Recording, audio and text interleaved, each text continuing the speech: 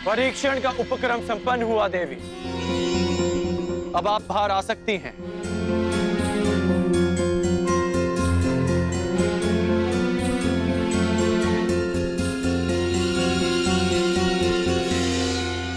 परीक्षण का उपक्रम संपन्न हुआ देवी।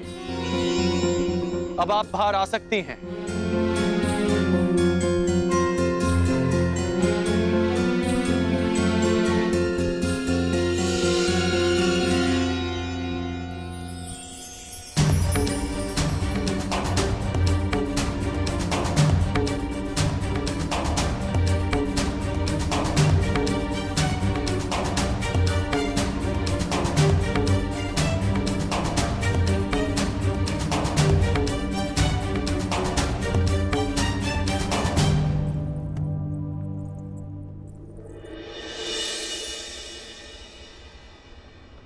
ये राजभवन आप ही का है, फिर इस तरह छिपकर देखने का कोई विशेष कारण याज्ञसेनी?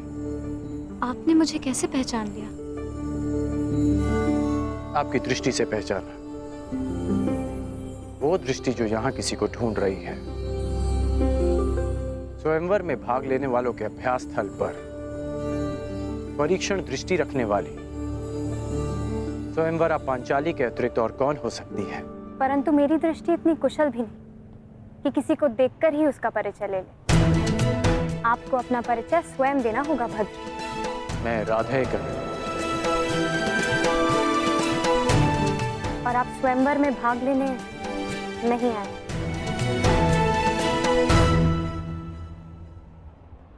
आपको कैसे पता? अब मेरी दृष्टि इतनी अकुशल भी नहीं कि स्वयं पर पड़ने वाली दृष्टि को समझ ना पाऊं। यदि आप कोई प्रत्याशी होते तो आपकी दृष्टि कुछ और ही होती।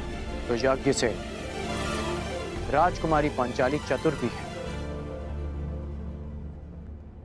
ठीक अनुमान लगाया आपने। मैं यहां केवल अपने मित्र के साथ आया हूं।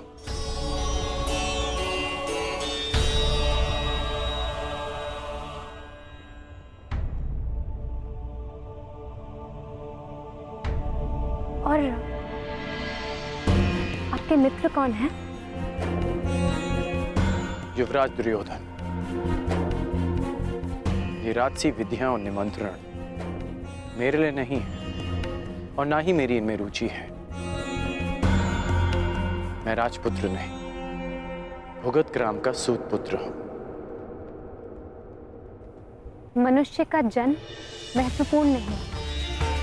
यदि कुछ महत्वपूर्ण है तो उसके कर्म। कर्म शब्दों से अधिक श्रेष्ठ माध्यम है मनुष्य और उसकी योग्यता के परिचय का। यदि आपकी सोच ऐसी है तो आपका होने वाला वर योग्य होने के साथ साथ बहुत भाग्यशाली होगा।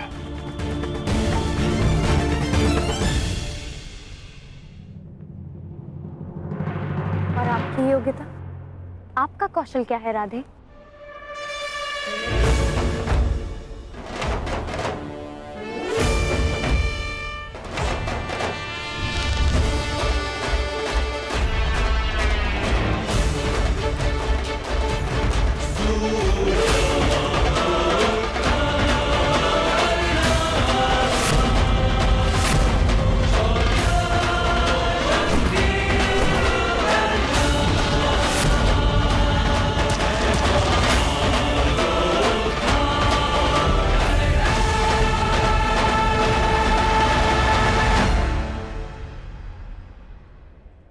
अभी आप ही ने कहा था कि कौशल के परिचय के लिए कर्म शब्दों से अधिक श्रेष्ठ माध्यम है।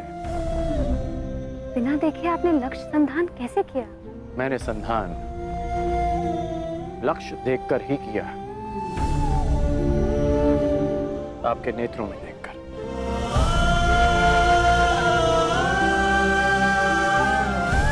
प्रणिपात राजकुमारी।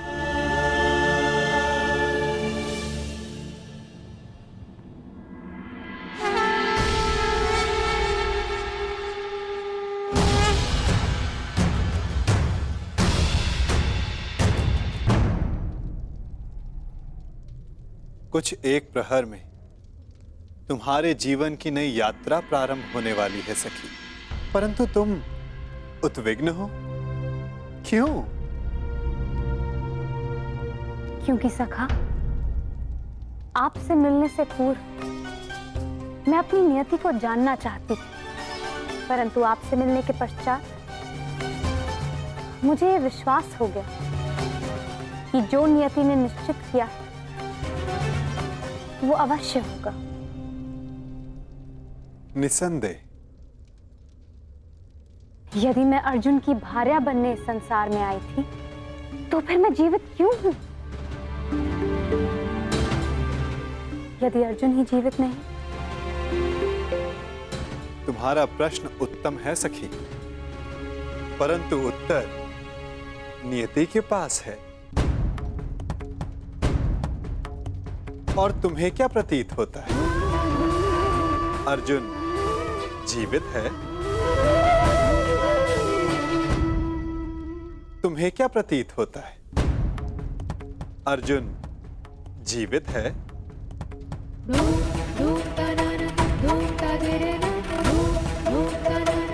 मस्तिष्क कहता है नहीं, और मेरा हृदय कहता है हाँ। कुछ अजीब सा है मेरे भीतर, एक अज्ञात आभास जो कह रहा है कि मैं अर्जुन से अवश्य मिलूंगी। कभी कभी अज्ञात ज्ञात से अधिक शक्तिशाली होता है पांचाली। कदाचित जो हमें अज्ञात हो, नियति को वो ज्ञात हो, परंतु कभी कभी ज्ञात अज्ञात से अधिक महत्वपूर्ण होता है हमारा चयन। जैसे इस स्वयंवर में महत्वपूर्ण है तुम्हारा चयन। वाह वासुदेव, आपने मेरे स्वयंवर की शर्त रखी जिसे पूर्ण आकार देने वाला मेरा वर होगा, तो मेरा चयन तो स्वतः समाप्त हो गया ना। नहीं सखी, जो शर्त पूरी करेगा उसका वर्ण तुम कर सकती हो, परंतु ये तुम्हारा अधिकार है कि किस वर को तुम नहीं चुनती हो।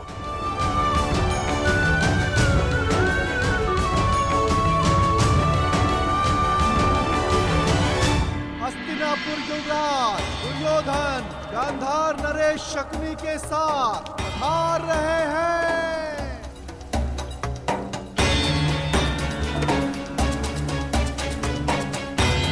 अब प्रवेश कर रहे हैं भद्र नरेश शल्य।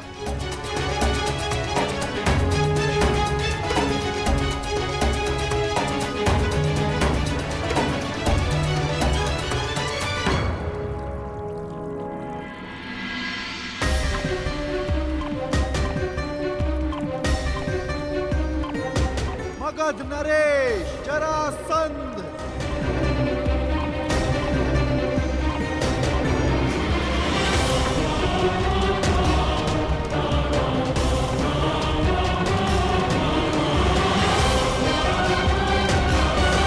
आप यहाँ अतिथि हैं मगध नरेश, इस स्वयंवर के प्रत्याशी, और मैं यहाँ स्वागत करता हूँ।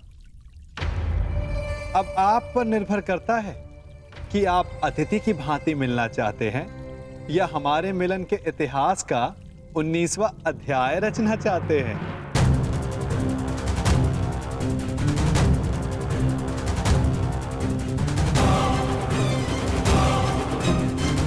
मगध नरेश, स्वागत है आपका।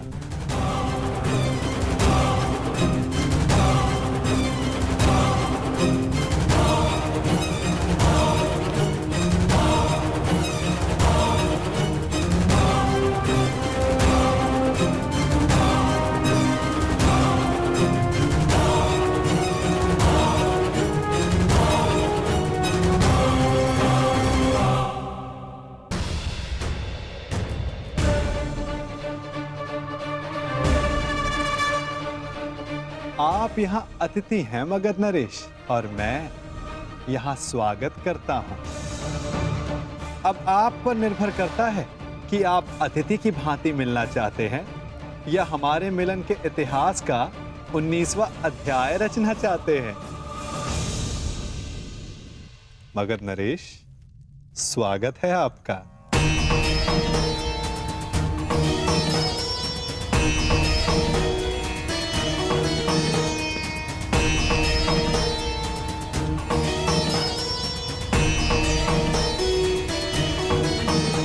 देख रहे हो मेरे होने वाले सम्राट, ये नटखट कैसे चटपट चटपट बोले जा रहा है?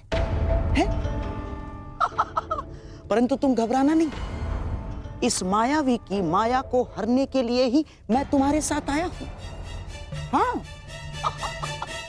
अब तुम देखते रहो कैसे इस माखनचोर से तुम्हारा मामा उसकी वाणी चुराता है। वासुदेव,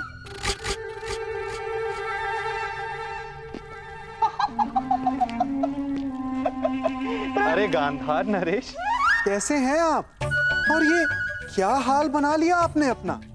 मुझे आज भी स्मरण है, एक समय आप संपूर्ण आर्यव्रत के सबसे सुंदर, सबसे सुशोभित पुरुषों में से एक थे। और अब मुझे अपने नेत्रों पर विश्वास ही नहीं हो रहा। भ्राता दुर्योधन, मित्र कर्ण, यहां आओ, शीघ्र आओ। दुर्योधन, अब तुम ही बताओ, क्या मैं असत्य कह रहा हूं? एक समय था जब मामा श्री कितने आकर्षक दिखा करते थे। कमल समान नयन, हृष्ट पुष्ट शरीर, शीतल वाणी, मधुर मुस्कान। परंतु अब सब बदला सा लग रहा है। कभी कभी लगाई गई किसी अग्नि का ताप मनुष्य के मुख को झुलसा देता है।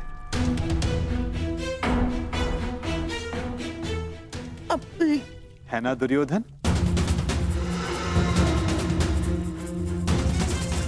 क्या मामा श्री को हस्तिनापुर में उचित आहार नहीं मिलता? ये क्या कह रहे हैं वासुदेव? मामा श्री को हस्तिनापुर में सर्वश्रेष्ठ आहार मिलता है। मैं उस आहार की बात नहीं कर रहा हूं जो मुंह से खाया जाता है। मैं तो उस आहार की बात कर रहा हूं जो विचारों को मिलता है, मन को मिलता है, क्योंकि अंततः दिखाई तो वही देता है। अरे, मैं भी क्या बातें लेकर बैठ गया। आइए, आप सबका स्वयंवर में स्वागत है। तुम्हारा भी मित्र कर्ण। वासु, प्रणिपात गांधार नरेश, आइए।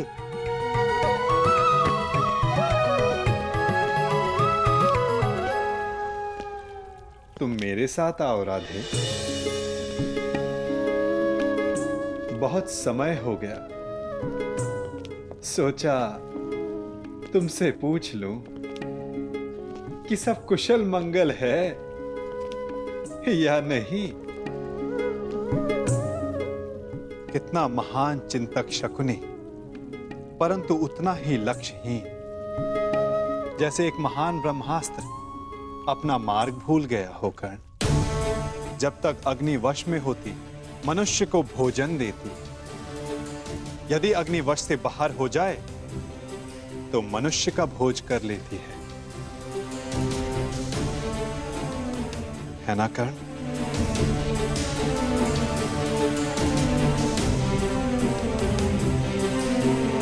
वासुदेव, क्या आप जानते थे कि वारणा व्रत में क्या हुआ? किस विषय में बात कर रहे हो कर्ण? उस भवन के विषय में जो दुर्योधन ने बनवाया, या उस भवन के विषय में जो अग्नि की भेंट चढ़ गया? यदि आप सब जानते थे तो आपने कुछ किया क्यों नहीं वासुदेव? नियति के समक्ष क्या वासुदेव और क्या कर्ण राधे, हम तो केवल प्रयास कर सकते हैं। सफल होना ना होना प्रारब्ध के हाथ में होता है। तुमने भी प्रयास किया ना? हाँ, प्रयास किया, परंतु ये शब्द बड़ा संहारक है मित्र। कहीं ऐसा तो नहीं कि तुम फिर से कोई वचन दे बैठे कर्ण? मैं वचन देता हूं, मैं शोन की सौगंध खाता हूं कि मैं अपने मित्र को अकेला नहीं छोड़ूंगा।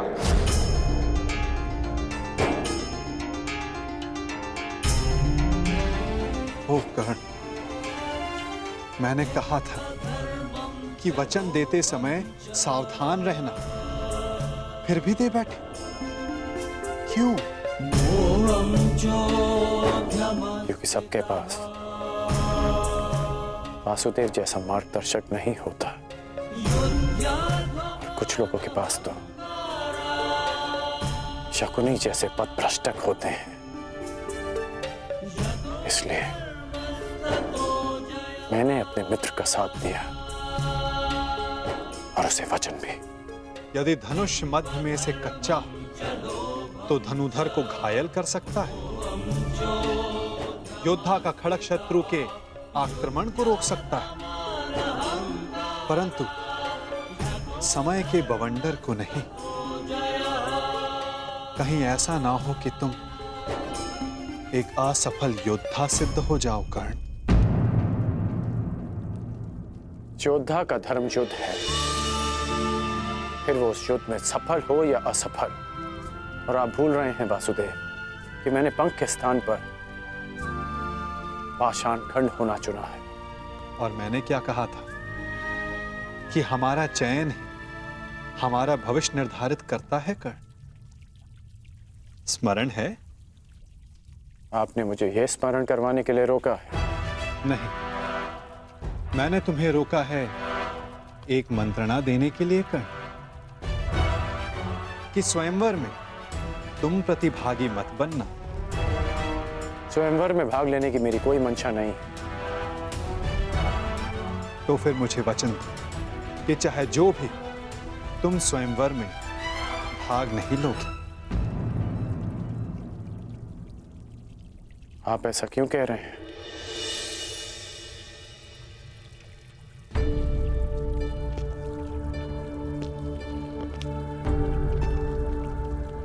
क्या आप नहीं चाहते कि मैं स्वयंवर में भाग लूं?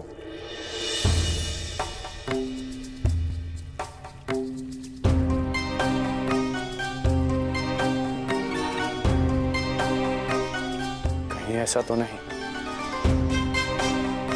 कि स्वयंवर की परीक्षा का संबंध धनुर्विद्या से है? आपके मौन में आपकी सहमति दिख रही है वासुदेव।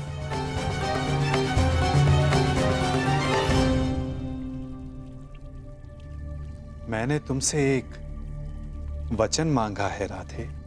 आप ही ने मुझे सिखाया है कि बिना सोचे समझे किसी को वचन नहीं देना चाहिए।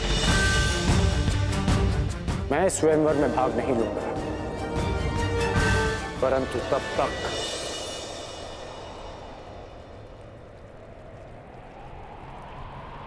जब तक यह स्वयंवर न्यायपूर्वक चलेगा और मेरे मित्र दुर्योधन के साथ कोई अन्याय नहीं होगा।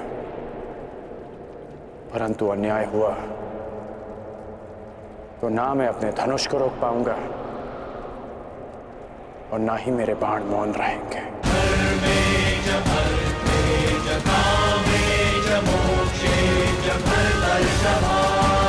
प्रणिपात वासुदेव।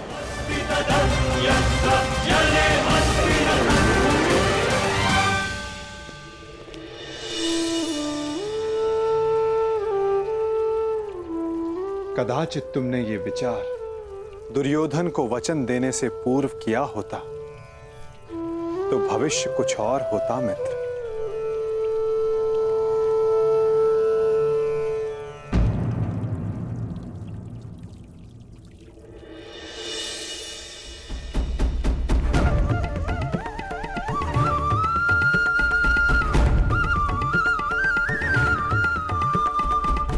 जो पहला ब्राह्मण तुम्हें मिले उसे ये दक्षिणा दे देना और कहना कि पांचाल राजभवन में एक बड़ा उत्सव हो रहा है। जाओ।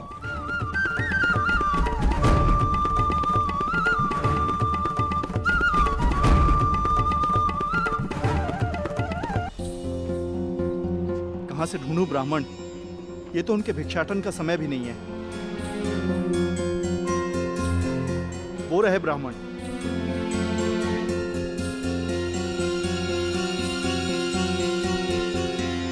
प्रणिपात ब्राह्मण देव। यह आपके लिए ब्राह्मण देव।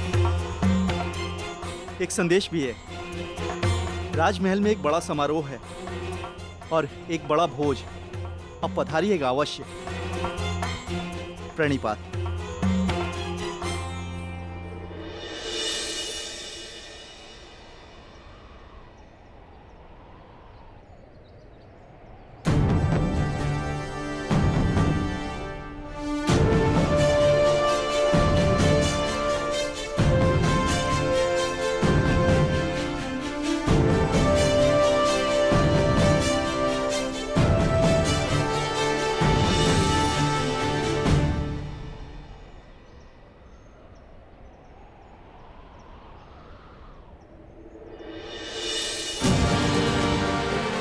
स्वर्ण मुद्रा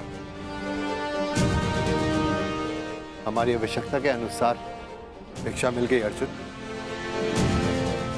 चलो अब घर चलें। परंतु भ्राताश्री, मुझे लगता है कि हमें राजप्रसाद चलना चाहिए। कदाचित कई माह तक की हमारी आवश्यकता पूर्ण हो जाए।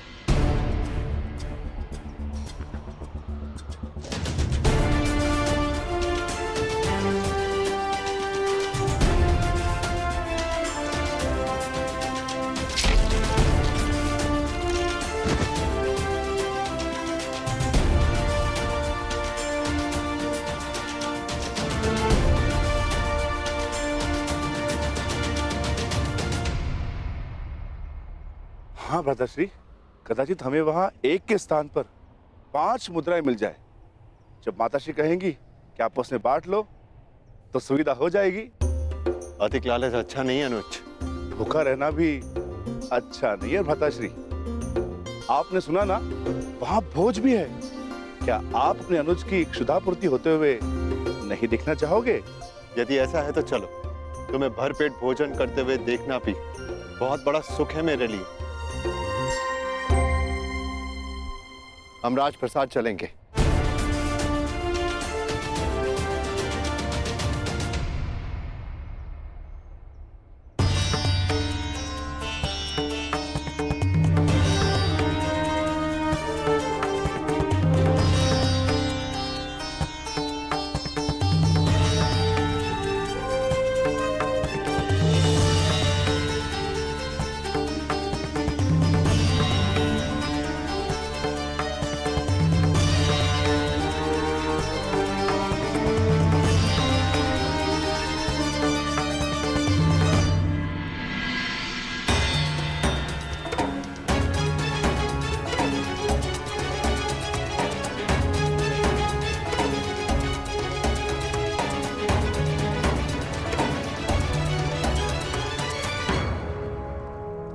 आमंत्रित अतिथियों का पांचाल में हार्दिक स्वागत। आप सभी यहाँ मेरी पुत्री याज्ञसेनी के स्वयंवर में भाग लेने के लिए पधारे।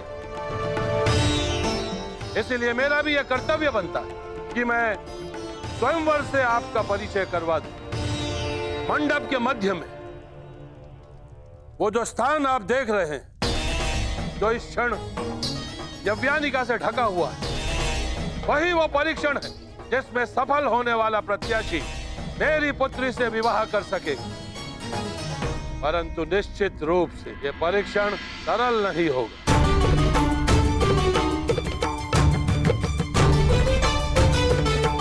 अब अधिक विलंब ना करते हो, मैं उसे बुलाता हूं जो इस स्वयंवर की स्वयंवरा है, जो पंचतत्व अग्नि से जन्मी है, याज्ञसेनी पांचाल की राजकुमारी द्रौपदी।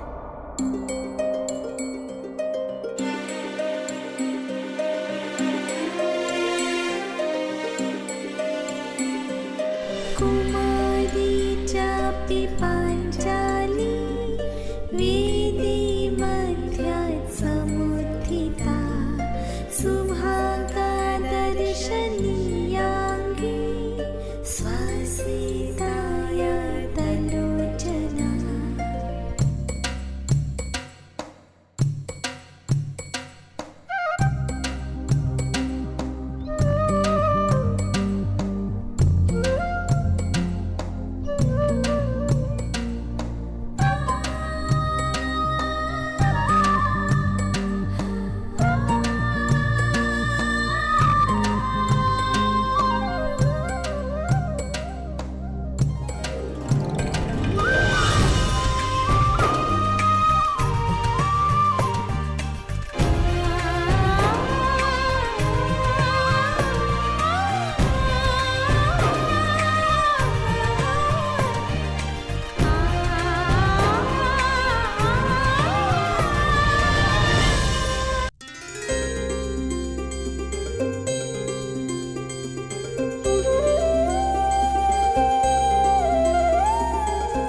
अब मैं वासुदेव कृष्ण से यह आग्रह करूंगा कि वो स्वयंवर में होने वाले अद्वितीय परीक्षण का परिचय प्रत्याशियों से करवाएं। आगंतुकों को वासुदेव कृष्ण का प्रणाम। आज होने वाला परीक्षण प्रत्येक योद्धा को स्वयं उसके बल, बुद्धि और कौशल से परिचय करवाएगा। इस परीक्षा में खरा उतरने के लिए प्रतिभागी में विलक्षण गुणों का होना आवश्यक है। उसमें वो बल होना चाहिए जिसे मापा ना जा सके, वो दृष्टि होनी चाहिए जो अदृष्ट के परे देख सके, वो एकाग्रता होनी चाहिए जो किसी में ना हो, और लक्ष्य को बिना देखे भेद सकने का सामर्थ्य भी।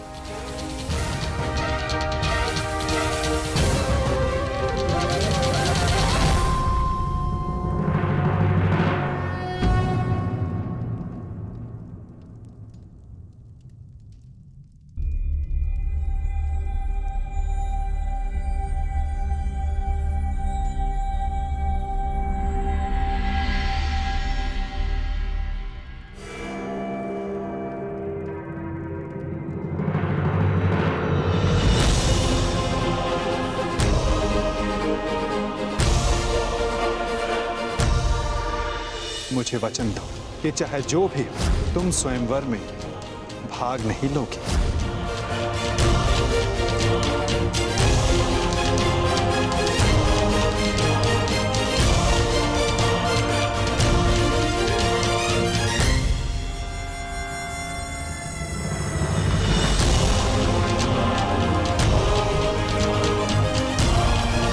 केवल इस धनुष की सुंदरता को देखकर आकर्षित मत होइए मित्रों, चूंकि धनुष है तो लक्ष्य अवश्य होगा। सोचिए, कहां होगा आपका लक्ष्य?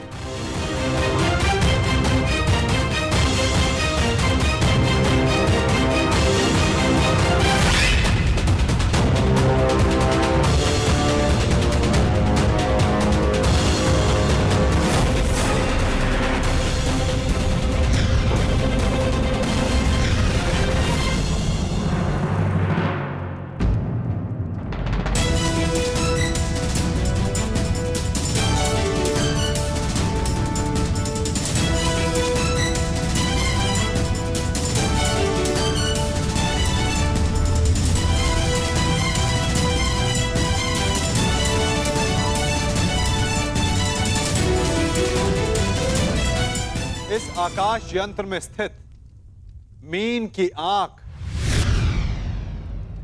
आप सबका लक्ष्य है मित्रों।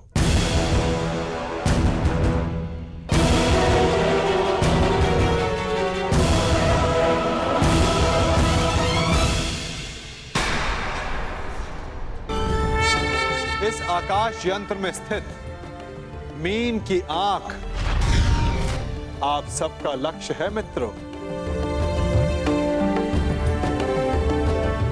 संसार के सर्वाधिक शूरवीर और बलशाली यहां उपस्थित हैं, परंतु प्रश्न यह है कि आप में से इस जल प्रतिबिंब को देखकर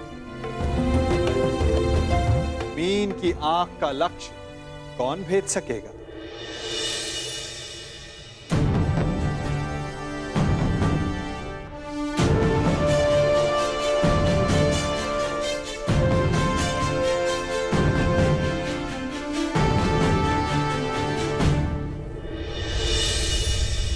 मुझे किसी भी मूल्य पर लक्ष्य भेदना है मित्र।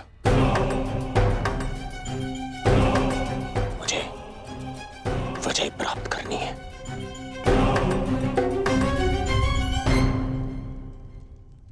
अब मैं क्रम से वीरों का नाम पुकार कर उन्हें परीक्षण के लिए आमंत्रित करूंगा।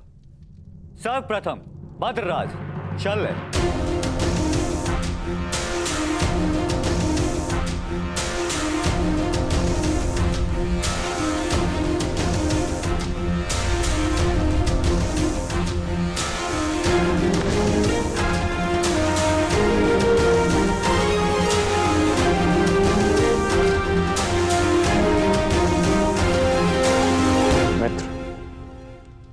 आज कोई क्रोधित भी नहीं है, इसलिए मद्रराज के पास कोई अवसर नहीं किसी की शक्ति छीनने का।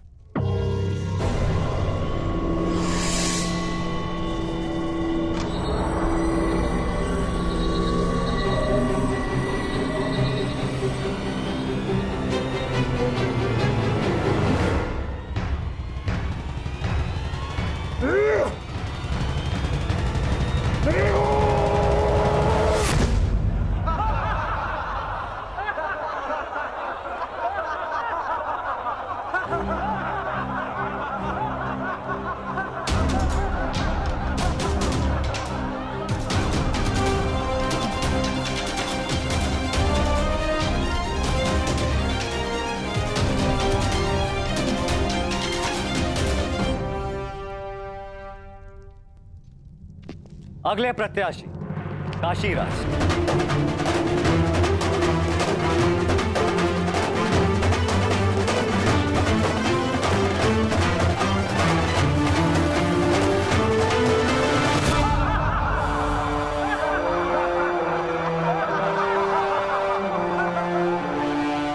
चाहिए असंभव लक्ष्य नहीं है सखा। प्रतिबिंब देखकर आकाश यंत्र में घूमती मीन का नेत्र वेदन संसार में भला ये कौन कर सकता है? एक नहीं 3 पुरुष हैं सखी, जो ये लक्ष्य साध सकते हैं। और वो कौन है? वीर स्त्री का आभूषण होता है सखी। धैर्य रखो, प्रश्न उठा है तो उत्तर भी प्रस्तुत होगा।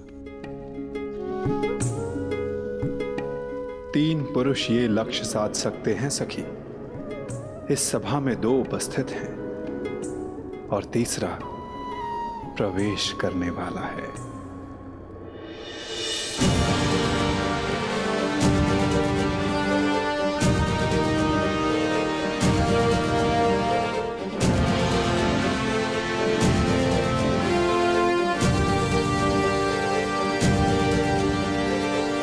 अगले प्रत्याशी भगत नरेश जरासंध।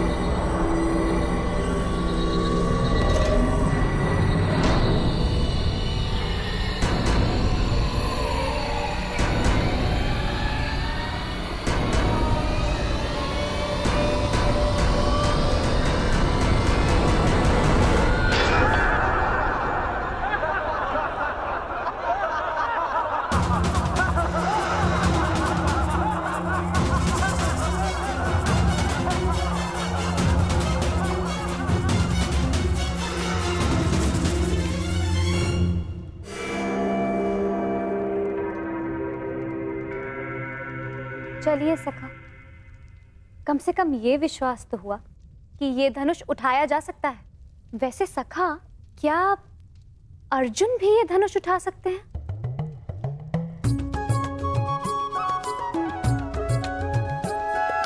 सखा, यदि अर्जुन इस सभा में उपस्थित हुए तब भी मैं उन्हें पहचानूंगी कैसे?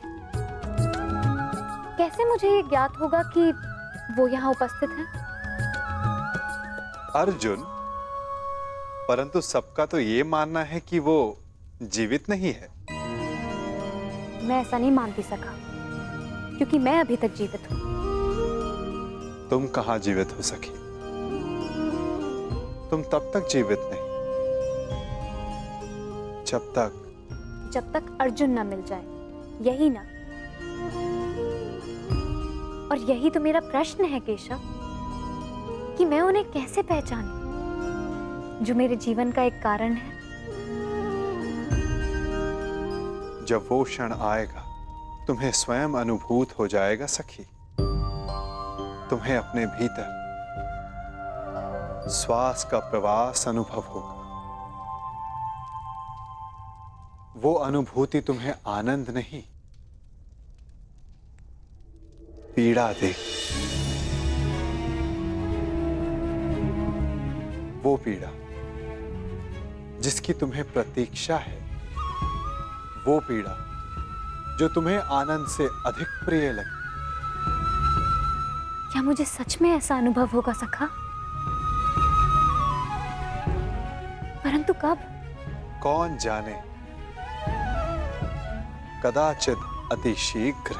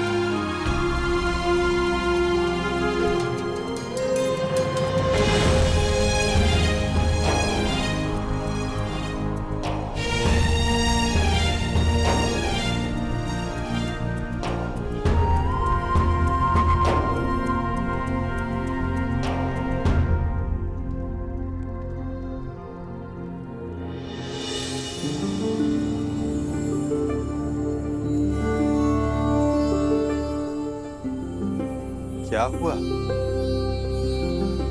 सखा, मैंने कुछ अनुभव किया।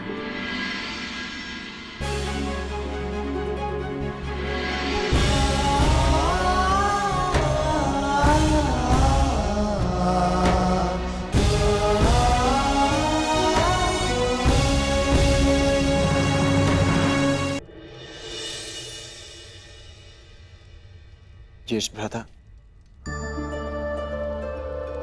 वो कौन है जो मेरी ओर देख रहे हैं? जो राजकुमारी के समीप बैठे हैं, वो वासुदेव कृष्ण हैं, द्वारकाधीश। हमारे ममेरे भाई भी हैं, परंतु वो तुम्हें नहीं देख रहे। वो स्वयंवर में आए सारे प्रतिभागियों को देख रहे हैं। वो कमल नयन वाले हैं, इसीलिए सबको लगता है कि वो उन्हें ही देख रहे हैं, परंतु नहीं।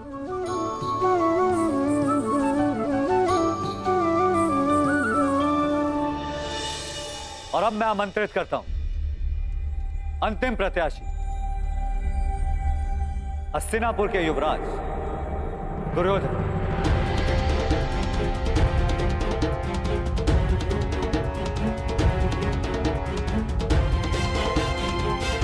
अंतिम?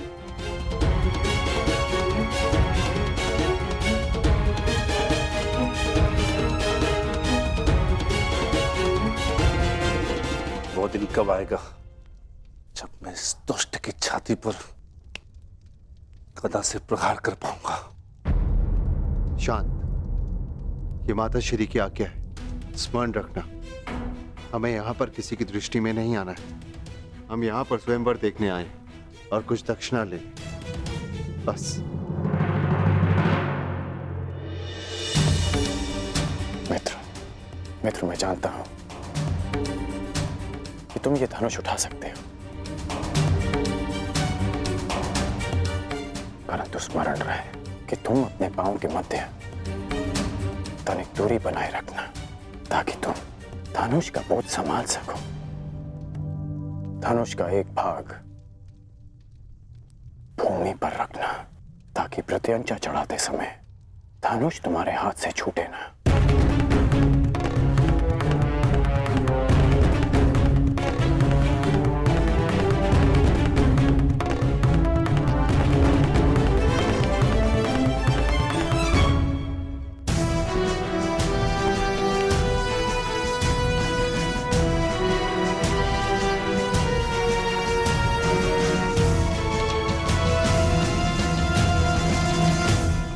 बताइए ना, कौन है वो 3 पुरुष जो ये लक्ष्य साध सकते हैं? पहला मैं स्वयं, दूसरा पांडु पुत्र अर्जुन, और तीसरा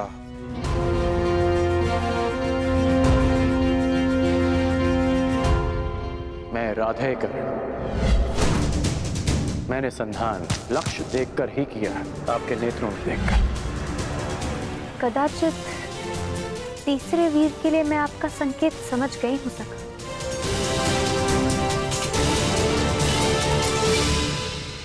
परंतु वो इस स्वयंवर में भाग नहीं ले रहा है।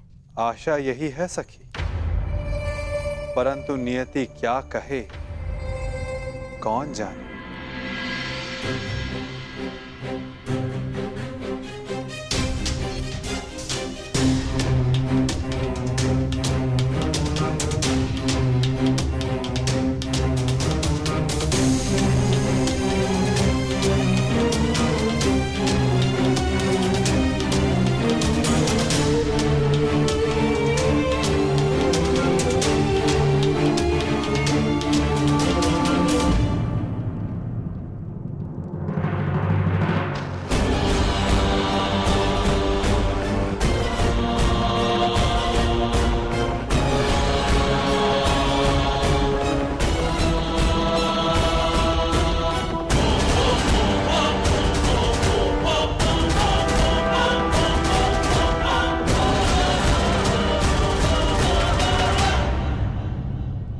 अपने पांव स्थिर रखना मित्र।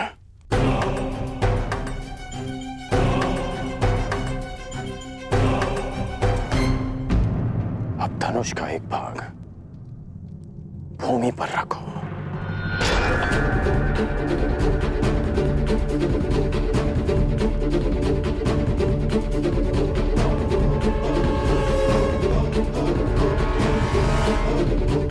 बल लगाकर धनुष को मोड़ो।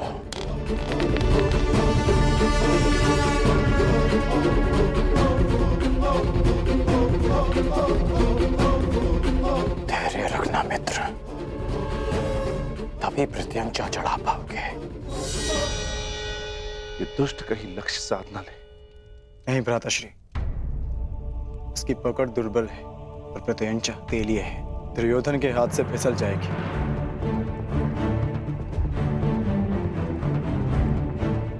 नहीं, एकाग्रता बनाए रखो दुर्योधन। यदि ध्यान भटका तो प्रत्यंचा हाथ से छूट जाएगी।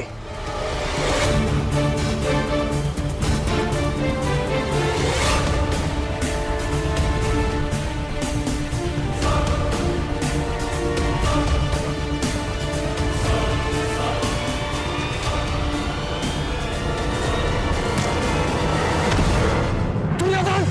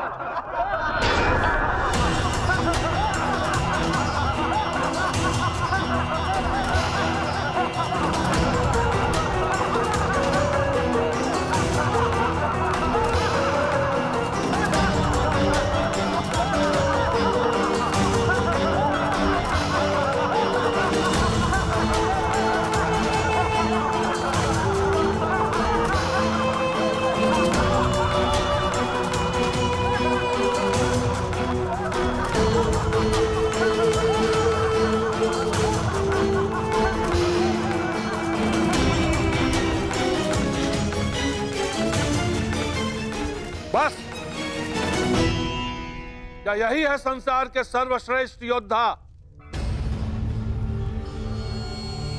क्या इसी क्षमता के बल पर मेरी पुत्री का वरण करने आए थे आप लोग? प्रतीत होता है गुरुओं में अब वो क्षमता ही नहीं रही जो अपने शिष्यों को युद्ध कौशल सिखा सके।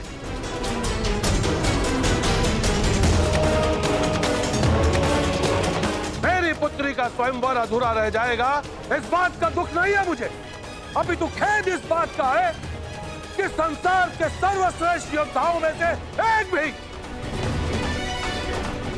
एक भी योद्धा ऐसा नहीं है जो इस परीक्षण में सफल हो सके।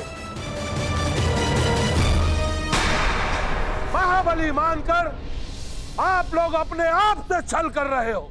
ये पंचाल राज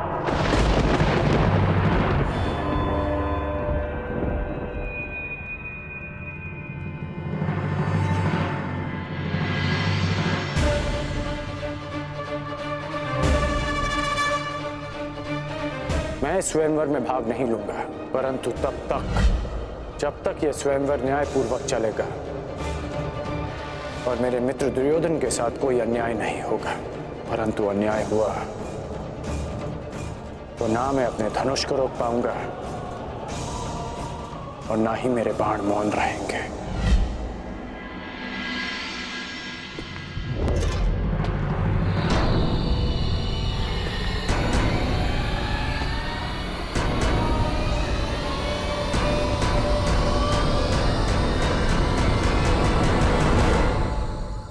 छल तो आपने किया है।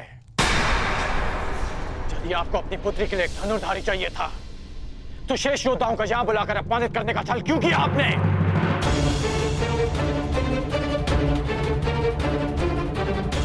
यदि बल, बुद्धि, दृष्टि, एकाग्रता और लक्ष्य पर प्रहार करने की क्षमता जांचनी थी तो केवल धनुर्विद्या का परीक्षण क्यों? खड़क युद्ध क्यों नहीं? गदा कौशल क्यों नहीं? आप वसुदेव कृष्ण के परीक्षण पर संदेह कर रहे हैं। आप इन पर पक्षपात का आरोप लगा रहे हैं भद्र पुरुष।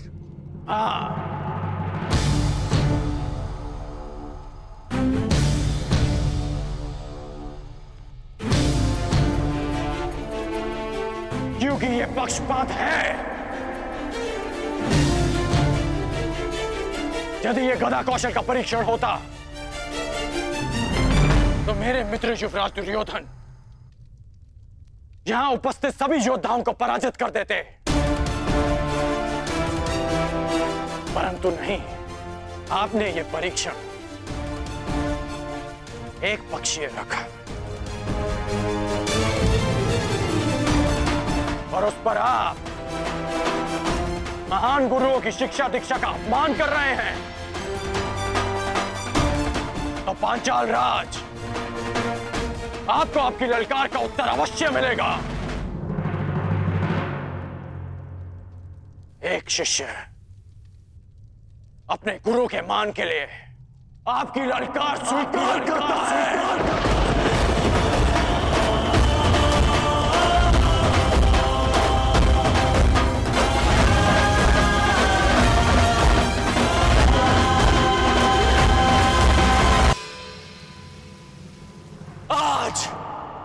यहां इसी सभा में प्रत्यंचा भी चढ़ेगी, शर्त संधान भी होगा और लक्ष्य भेद भी होगा।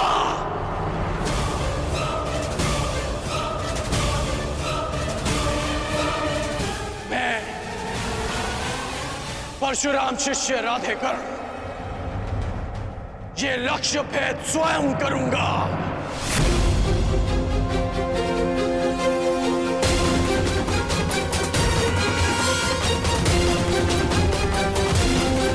सखी, यदि तुम्हें ज्ञात हो कि अर्जुन जीवित है तो क्या करोगे? वो सब जो मेरे जीवन का उद्देश्य पूरा कर सके, जो कि अर्जुन से विवाह के पश्चात ही संभव है। तो फिर देखो सखी, वो तीसरा वीर जो इस परीक्षण में सफल हो सकता है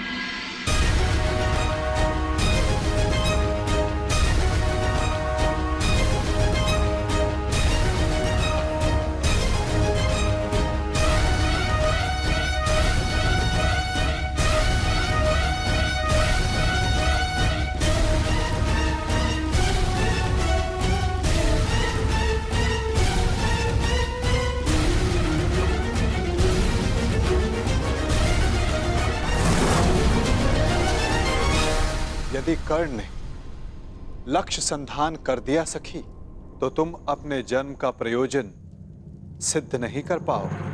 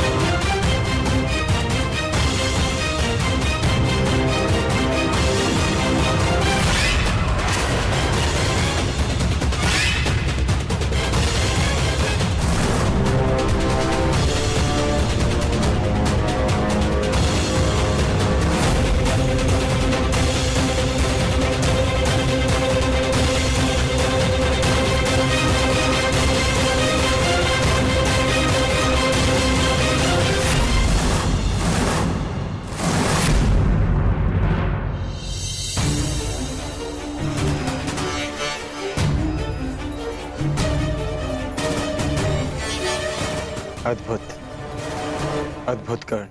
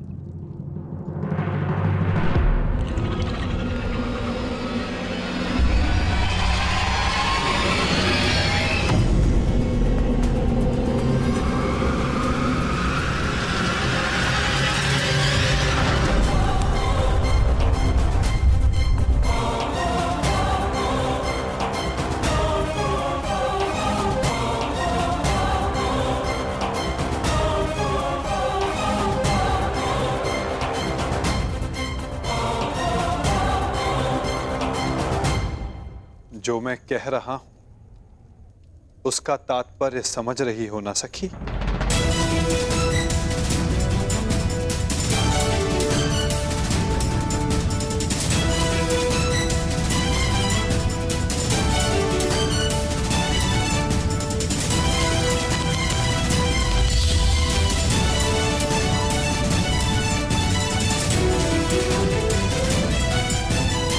बिना देखे आपने लक्ष्य संधान कैसे किया? आपके नेत्रों में देखकर।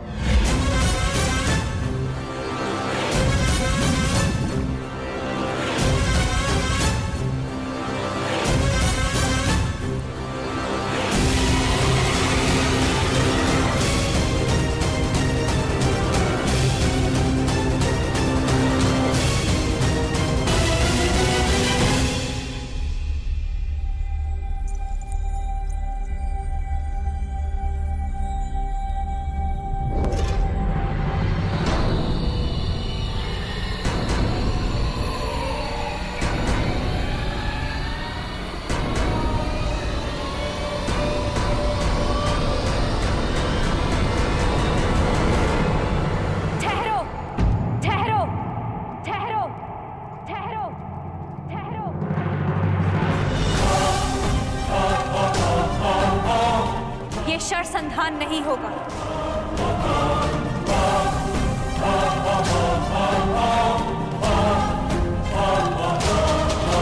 परंतु क्यों?